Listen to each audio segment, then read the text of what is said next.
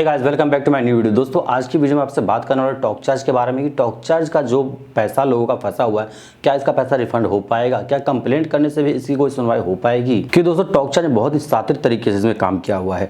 Talk charge ने ऐसे इसमें स्कीम लगाए थे कि लोग अपने आप इसके स्कीम में फंसते गए। टॉक चार्ज ने कहीं प्रचार प्रसार करके ये नहीं कहा कि मेरे इस स्कीम में पैसे लगाओ, कहीं ओपनली इसने नहीं बोला कि मेरे वॉलेट में पैसे आप ऐड करो।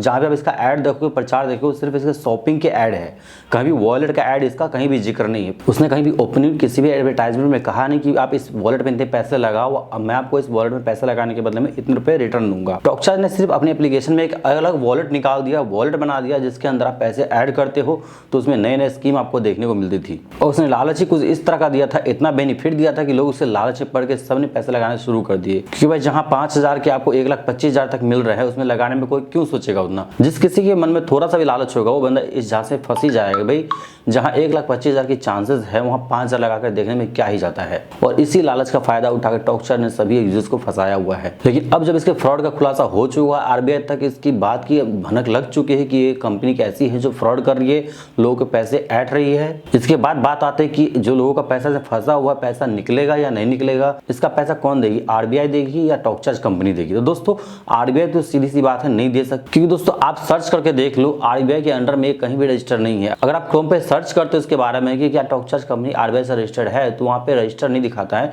वहाँ पे दिखाता है कि ये आरबीआई के गाइडलाइन के तहत काम करती है। दोस्तों, किसी के कंपनी की गाइडलाइन के तहत काम करना और उसमें रजिस्टर्ड होना दोनों बहुत फर्क है। जैसे कि आपने कुछ दिन पहले भी देखा होगा पेटीएम के बारे में। पेटीएम में जितने भी यूजर्स के पैसे फंसे थे, किसी का पैसा डूबा नहीं। क्यों? क्योंकि वो आरबीआई से रजिस्टर्ड थी, आरबीआई उस पर निगरानी रखती थी कि वो क्या कर रही है, नहीं कर रही है। इसलिए उसने बंद करने से पहले सबके पैसे लौटाने को कहा और सबके पैसे लौटा दिए गए। लेकिन आरबीआई को टॉक चार्ज के बारे में तो कुछ मालूम नहीं था, क्योंकि उसमें वो रजिस्टर्ड ही नहीं था। आरबीआई को कुछ पता नहीं था कि टॉक चार्ज जो अपने यूजर से पैसे लेती है, किस तरह से लेती है और पैसे को कहाँ इन्वेस्ट कर रही है, क्या कर रही है, कहाँ ले जा रही है। जो फिलहाल आरबीआई को इसकी भनक लग चुकी है कि टॉक चार्ज एक फ्रॉड कंपनी है, तो इसलिए आरबीआई ने इसे सख्त हिदायत दी है कि जो भी आपके वॉलेट में पैसे हैं, उस पैसे को आप कस्टमर तक वापस लौटा दो। क्योंकि टॉक चार्ज कंपनी आरबीआई के अंडर नहीं आती, उससे रजिस्टर नहीं है, इसलिए वो इसका जिम्मा नहीं ले सकती है कि उसके पैसे एक एक करके सबके लौटाए जाए।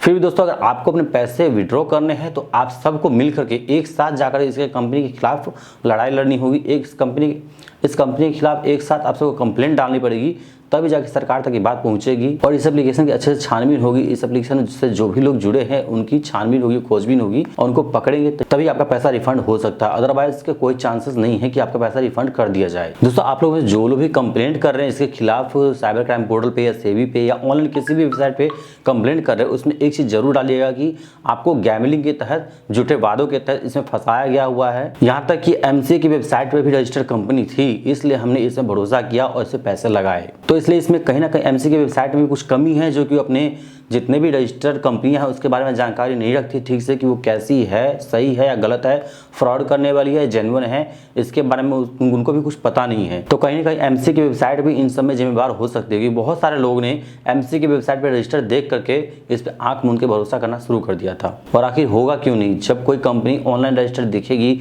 तो किसी को भी भरोसा होगा। आजकल कोई इंसान किसी चीज पे क्यों भरोसा करता है? जब वो चीज आपको ऑनलाइन दिख जाए, ऑनलाइन किसी कंपनी से जुड़ी दिख जाए, किसी वेबसाइट में रजिस्टर दिख जाए, तो आप आंख मूंद के भरोसा करने लगते हो। तो इसलिए दोस्तों, मैं आप लोगों को ये सलाह जरूर दूंगा कि जब भी आप रिपोर्ट करते हो, इसकी कंप्लेंट करते हो, तो उसमें मेंशन जरूर करो कि ये कंपनी एमसीए की वेबसाइट पे भी रजिस्टर्ड है। और हो सके तो आप वहां से एक स्क्रीनशॉट ले लो, एमसीए की वेबसाइट पे जाके इसके नाम से सर्च करके उसकी जितनी भी डिटेल्स निकलती है उसका स्क्रीनशॉट ले करके वो भी आप अपनी रिपोर्ट में अपलोड कर सकते हो। फिलहाल दोस्तों, जितना हो सके आपसे जितना ज़्यादा हो सके कंप्लेंट दर्ज कीजिए, तभी इसका कुछ सॉल्यूशन निकल पाएगा।